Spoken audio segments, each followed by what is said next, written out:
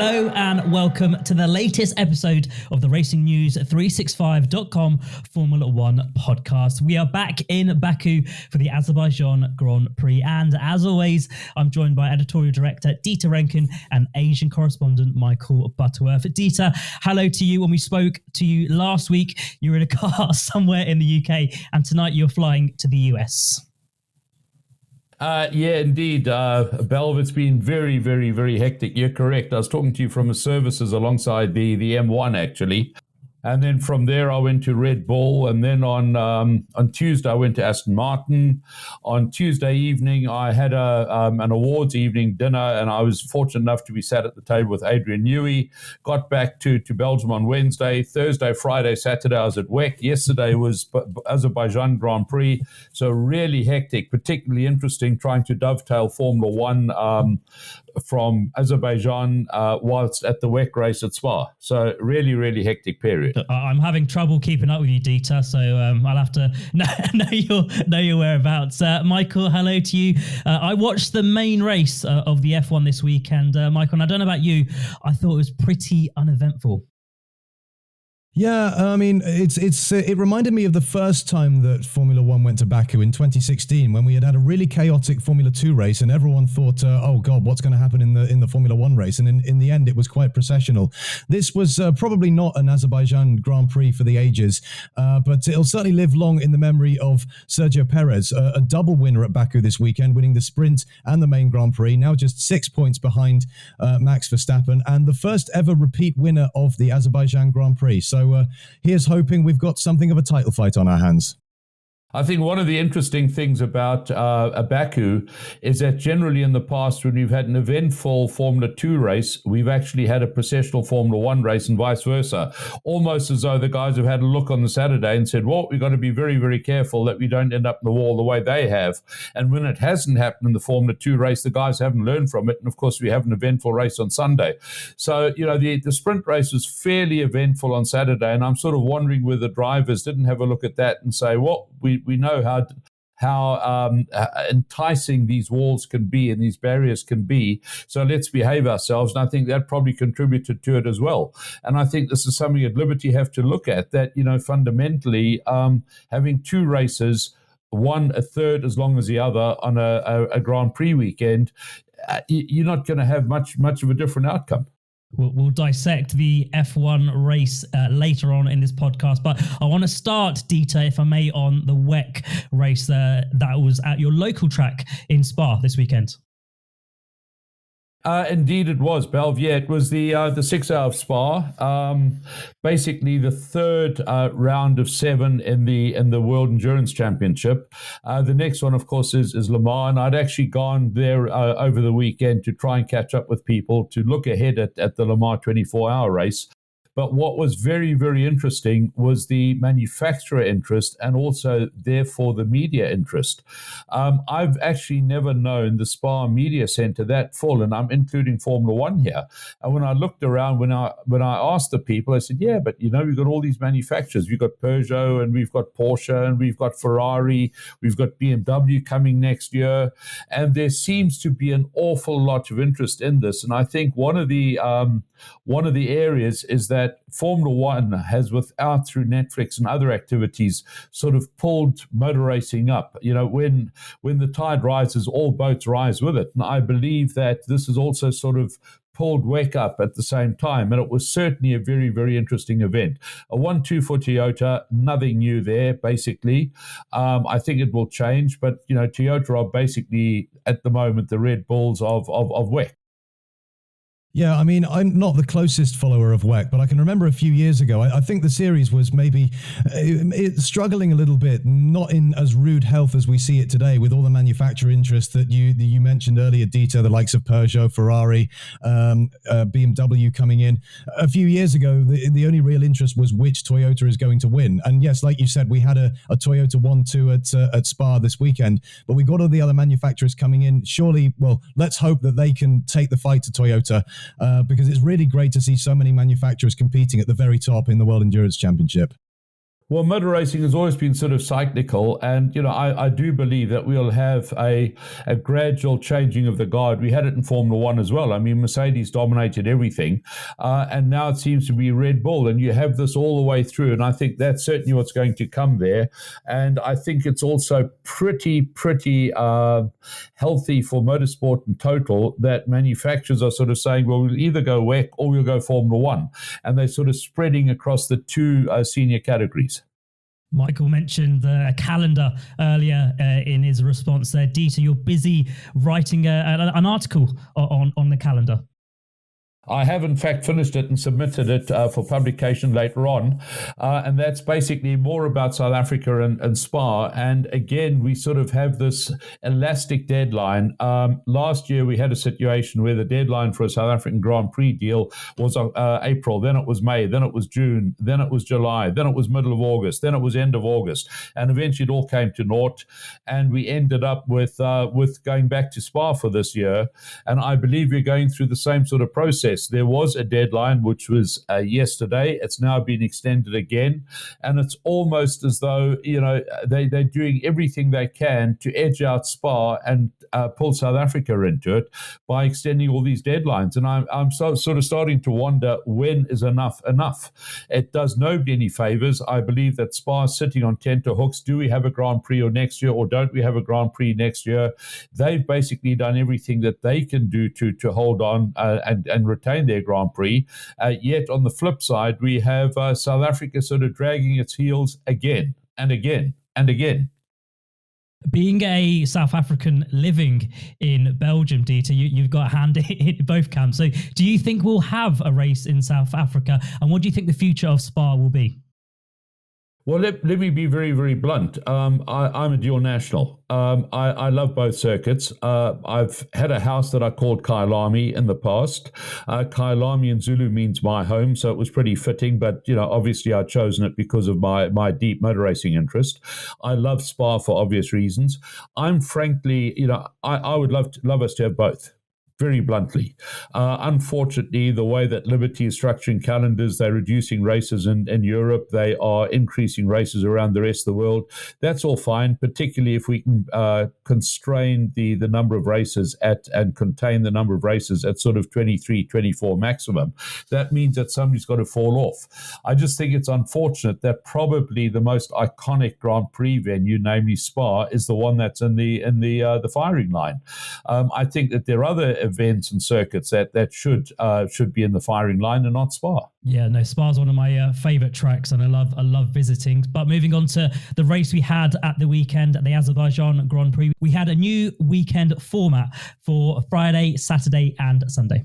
Yeah, I've obviously given it a lot of thought, and I spoke to Paul Stoddard earlier on about the format, because he's obviously our guest columnist after every Grand Prix. It was very interesting to hear what he said. I won't preempt what he said, but basically we seem to be pretty much aligned that it was a bit confusing to have the Friday qualifying for the Sunday race. There was a gap of almost 48 hours, which is a long time in Formula One, and so there was that. Secondly, we had the Saturday morning shootout, as they call it. We had the Saturday afternoon race. And frankly, when I spoke to various people, they seemed to be saying, well, I'm sorry, I'm going to have to miss one or the other. I just don't have time for all these competitive events. So, qualifying, race. The only time that nobody seemed to be watching or was interested was Friday morning FP1.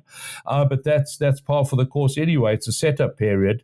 But, having qualifying for the main race on Friday afternoon when people are at work, does that work? I don't think so. Yeah, there was a lot of chat on social media about the timings of the weekend just gone. But one of the dramas, quote unquote, Michael, that we had was a safety car in lap 11 with Nyck de Vries. Yeah, well, we spoke on last week's podcast, didn't we, about Baku, the tight confines and the unforgiving walls. There's always potential for stoppages, for safety cars, for things to be shaken up. And this, in the Grand Prix on lap 11, as you said, Balve, Nyck de Vries went off. That brought out the safety car, and that changed the course of the race because that was very bad news for Max Verstappen. He just pitted. I think he pitted. Red Bull pitted him. They were expecting the safety car to be deployed maybe a little bit earlier than it ultimately was, because by the time, I think just as he was pulling out of the pit lane and rejoining the race was when the safety car was actually deployed, and that played beautifully into the hands of Sergio Perez, who pitted one lap later when everybody was running at the reduced pace. That meant that he got ahead of Verstappen, sorry. But it was impressive, I thought, from Perez, the fact that he was quick enough to keep Verstappen out of range during the rest of the race. We still had a long way to go until the checkered flag. And Verstappen, it's worth noting, beat Perez at this track last year by 21 seconds. So there was a big improvement from Perez from this year to last year. He won the sprint race, as we talked about earlier as well, so a double win, and he's now just 6 points behind Verstappen in the championship standings. Even before the safety car had been deployed, he'd closed to within DRS range of Verstappen. I don't know whether that was Verstappen just having a little bit of a rest and, he would have been able to keep him at bay. Like Jeddah, we'll never know if Perez could have passed him on merit on track, but the manner in which he stayed ahead and kept Verstappen out of range was very, very impressive. Yeah, I mean, one of the standouts about Checo's career is that he's really, to coin the old Rolling Stone hit phrase, a street fighting man. And, Checo does this very, very, very well. If we have a look at most of his victories, they've come along on street circuits, and he really is pretty good at this. We have another one coming up later on next weekend, of course, Miami. We have a few more during the course of this year. We have Monaco shortly. It's going to be very, very interesting to see how this dynamic unfolds between Checo, the street fighting man, and Max, the more classical racer who loves the fast, sweeping, Spa-type circuits. And I think this is going to be the highlight of this year. Checo really has upped his game. He's doing a tremendous job. Is he quite at the Max level? No, but he's right there whenever there's a slip, and that's the important thing.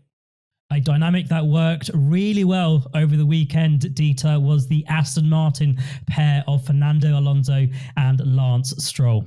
Fernando really knows which side his toast should be buttered. He basically, he knows that he's dealing with the Stroll family. Lawrence Stroll owns the team. The younger Lance is, of course, the driver. So, Fernando's doing everything out there to play the team game. I loved it when Lance said, you can tell Fernando I'm not racing him. I'm just hanging around right behind him. And basically, Fernando very nonchalantly said, oh, he can challenge me if he likes. And I found that very, very telling. Fernando's got talent to throw away, and, basically he's sharing it. And as long as it doesn't impact on his own results, he's quite happy to share it. I think that if, and it's a big if, but if Lance ever gets really close to Fernando, I think the real Fernando elbows will come out and we'll see it all happen. It was all quite polite at Aston Martin. It's rare that you hear a driver volunteer that sort of information, saying that, oh, it's okay, I'm not going to attack the teammate. It's usually, you usually get the engineers over the radio telling them to hold position or telling them to cede position, and they usually do that very begrudgingly because they're all very competitive and they want to finish as high up as they can. But I thought it was a very good weekend for Aston Martin. Alonso 4th and Stroll 7th. They were not the second quickest car out there today, but they really did a very good job of maximizing the potential of the AMR 23, getting the best result they possibly could, and they're going to need more weekends like that if they are going to finish. It looks like they and Mercedes and Ferrari are going to be in the battle for second place in the constructors, and Aston Martin are going to need more examples of this teamwork and maximizing what they can take out of a weekend as the season goes on. Absolutely, but I think there's another element here as well, that whenever a race driver says something that we find surprising, we should actually look the other way and work out why. It's also possible that Lance was basically saying, tell Fernando I won't race him, because he knew he wouldn't get past. It's a very difficult circuit to get past on. And I think that he knew he wouldn't get past. So rather than face the questions from the media afterwards, Lance, why didn't you overtake Fernando? And then he'd have to explain that he couldn't. It's a lot easier. So, well, I said I'm not racing racing him. So, there it is. And at the same time, Fernando nonchalantly say, well, if he wants to, he can. I don't really care, sort of style. So it was a bit of fun, but I don't think we should take it too seriously. No, definitely. I was going to shoehorn some Taylor Swift puns into the Fernando Alonso thing, but I won't do that. But Michael, I want to dig into something you said about the second team in Formula One. Who do you think it is? Because I was thinking about this over the weekend, and I can't put my finger on it. I think that's the point, Balve. I mean, like I said before the season started, what I want to see in Formula One is a championship where you have different drivers and different teams at different circuits with different characteristics, each being, better at one circuit than another. Sadly, it looks like it's going to be a Red Bull benefit at the front. But in terms of the battle for second place, earlier on in the season, it looked like it was going to be Aston Martin. Mercedes had a good race at Albert Park. Ferrari were much more competitive here. Charles Leclerc obviously getting pole position. I think the fact that they slipped back, I don't think anybody was too surprised about that. If you look at starting first and finishing third, on paper, you think that's a bad result. But I think that's absolutely the maximum that Ferrari and Charles Leclerc could have achieved. And Leclerc finished a long way ahead of Carlos Sainz, who I think seems to be struggling with the car a little more than Leclerc so far this year. But it'll be fascinating to see how it plays out. And I think Ferrari will fancy their chances of being the second team again next time out, next weekend in Miami. We've got a circuit that's a fairly similar to Baku in terms of long straights punctuated by very tight technical areas. And of course, it's a street circuit as well. So I think my money's on Ferrari for the next week. But then after that, who knows? I think it's anyone's game between those three teams. Well, yeah, I think the one sort of area that we need to look at with Ferrari is, of course, they are losing staff massively. You've got David Sanchez going to McLaren, so he's already on gardening leave, a very strong aerodynamicist he is. Then, of course, we have the announcement that we revealed earlier this week, or last week, that Laurent Mekies is moving to AlphaTauri as team principal. So there seems to be a lot of upheaval there. It's not easy for Fred Vasseur at the moment. You're quite correct that Carlos is not up to the level of Charles Leclerc. So, and to finish second, you certainly need to have both cars challenging and in the points on a regular basis. And when I say points, I mean sort of top 3, top 4 points. And Carlos seems to be battling there. So, I think the door's open for Aston Martin, assuming they can continue their development pace. I did say that I was at Aston Martin last week. I did speak to Luca Forbato, the engineering director. We will be publishing some of his comments going forward. And certainly it is a very, very bullish atmosphere at Aston Martin at the moment. Very, very bullish.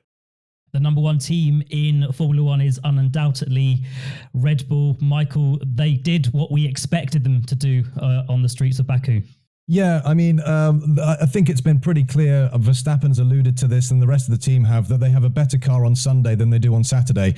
And whenever they don't get pole position, they don't really seem too concerned about it. I thought Verstappen and Perez only got past Leclerc once the DRS was enabled, which was inevitable at Baku. And with that long straight and with the DRS and the potency of the DRS from Red Bull in particular, I don't think there was any doubt that they were going to overtake. But I think if I were Ferrari and Leclerc, I would be encouraged by the fact that before the DRS was enabled, they weren't really making a lot of headway. They weren't really closing up to the back of the Ferraris in the tow, and there's an awful lot of tow to be had at Baku. So a much better weekend for Ferrari.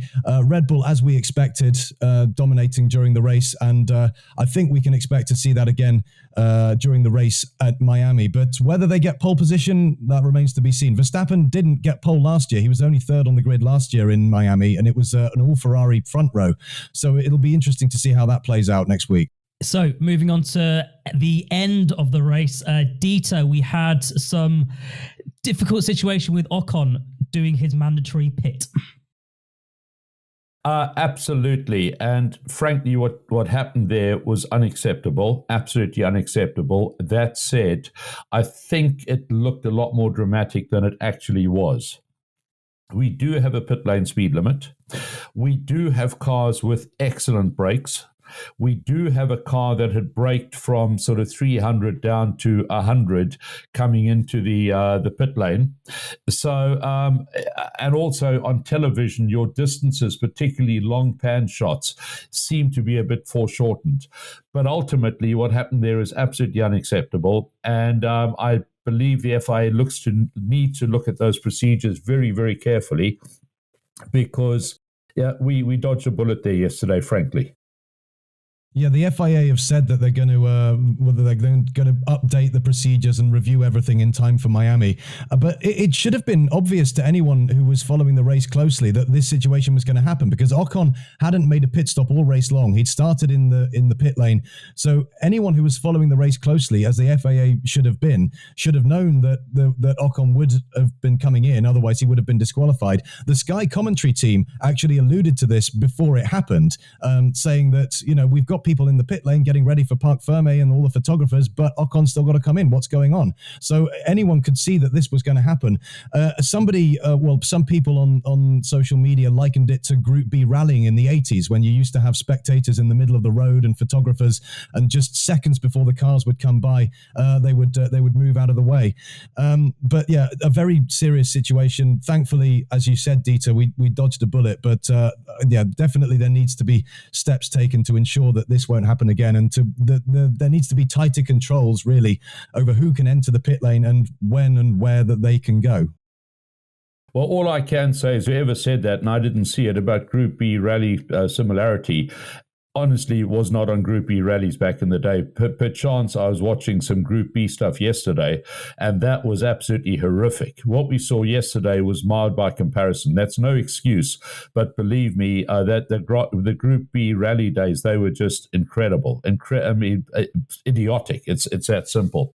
But as I say, I don't think it was as dramatic in real terms as it appeared on TV because of the focus and whatever else, but still absolutely unacceptable. I've watched some videos on YouTube with that rallying, and some of the drivers, they have, I think the best way to say is big cojones with the speeds that they're going down on the track. So moving on to this weekend, Michael, what do you think we can expect from the Miami Grand Prix? Well, from one street circuit to another, so another lot of concrete walls, very, very punishing, unforgiving confines. The layout, like I said, somewhat similar to Baku. We've got lots of long straights. We've got some extremely slow technical sections at Miami. It probably should suit Red Bull. Well, I think every track should suit Red Bull, given how good the RB19 is proving to be. But Ferrari's top end speed, as we alluded to earlier, looked pretty good in Baku, and that should play very well on the long straights. Of course, Ferrari locked out the front row last year, even though Verstappen managed to win. And it was quite interesting. A few weeks ago, we had some really, really heavy downpours in Miami. Sebastian Vettel brought the world's attention to this when he wore that T-shirt ahead of the inaugural race last year, saying that Miami will be the first Grand Prix to take place underwater because of concerns about climate change. Rain isn't yet forecast for this weekend, but it would certainly shake things up if it were. And something notable this weekend, it's going to be a very, very big weekend for Logan Sargent, because he's born in Fort Lauderdale, about 30 miles down the road from Miami. So this is very much a home race. The Miami crowd and the US crowd finally have a home driver to cheer on for the first time since 2015. We've got 3 races in America this year, and I'm sure Logan Sargent and the American public are going to be really, really looking forward to each of them. And of course, we also have a situation where his team is owned by Doralton Capital, which is New York based and just up the road. So, all in, it's a very big. And then we have the Gene Haas and Günther Steiner consolation. So, a big weekend for the Americans. Certainly looking forward to it. Talking about the first Grand Prix held underwater, of course, one of the ironies last year was that we had a display of yachts on concrete at a Grand Prix that Sebastian was saying was going to be the first one underwater. But yeah, there you go. That's the US for you. As we said, we are racing in Florida this weekend. So Dieter, Michael and I will be back next week to preview the Miami Grand Prix. And I'll be talking to you from another car again, because when we do the podcast, I'll actually be on the road from Miami to the airport. So I'll catch you from some car somewhere, some services in the US at some stage next week. Look forward to it. We'll see you then.